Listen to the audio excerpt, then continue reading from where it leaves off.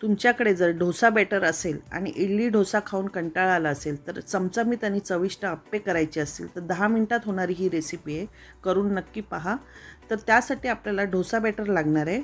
तर मी dosa batter 2 bowl घेतलेलं आहे। तर 2 बाउल डोसा बॅटर घेतल्यानंतर त्याच्यामध्ये मी रवा घालून घेणार आहे। बारीक रवा घेतला आहे। जर बारीक रवा नसेल तर तुम्ही जाड रवा घातला तरी चालेल, पण पाण्याचं प्रमाण त्याच्यात घालावं लागेल जेणेकरून आपला रवा भिजला गेला पाहिजे। तर 4-5 टेबलस्पून मी पाणी ओतून घेतलं आहे। रवा आपण मिक्स करून घेणार आहोत आणि त्यामध्ये आपण आता भाज्या घालून घेणार आहोत। गाजर, कांदा, कोथिंबीर, मिरची आणि कढीपत्ता मी बारीक चिरून घेतलेला आहे। गाजर किसून घेतलेला आहे, त्यात आपण घालून घेऊया। जर तुम्हाला दुसऱ्या कुठल्या भाज्या त्याच्यामध्ये घालायच्या असतील तर तुम्ही घालू शकता। तर सिमला मिरची किंवा मका हे तुम्ही घालू शकता।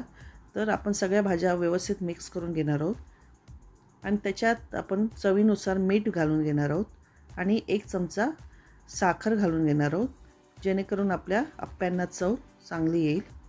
आणि खाण्याचा सोडा आपण अर्धा टीस्पून घेतलेला आहे आणि तो व्यवस्थित मिक्स करून घेऊया।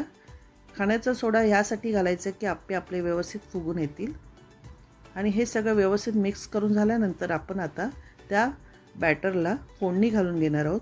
तर फोडणीसाठी मी गरम तेल घेतलं आहे आणि त्यामध्ये मी राई, जिरं आणि हिंग घालून घेणार आहे आणि फोडणी त्याच्यामध्ये ओतून घेणार आहे आणि व्यवस्थित मिक्स करून आपण आता आप्पे तयार करणार आहोत।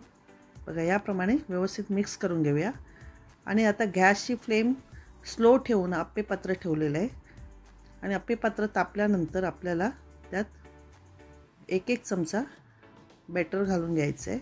बघा, याप्रमाणे आपण सगळं व्यवस्थित आप्पे पात्र पूर्ण भरून घेतलेलं आहे आणि 1 मिनिटासाठी झाकून ठेवायचं आहे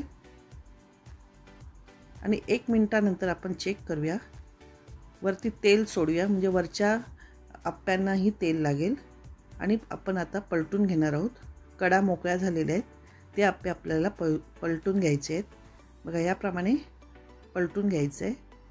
गॅसची फ्लेम आपल्याला स्लो टू मीडियमच ठेवायची आहे, जास्त फास्ट करू नका, नाहीतर आप्पे करपतील। याप्रमाणे लालसर आप्पे आपले तयार झाले पाहिजे। जर तुम्हाला ही माझी रेसिपी आवडली असेल तर प्लीज मला लाईक, शेअर, सबस्क्राईब करा आणि कमेंट करायला विसरू नका। नमस्कार।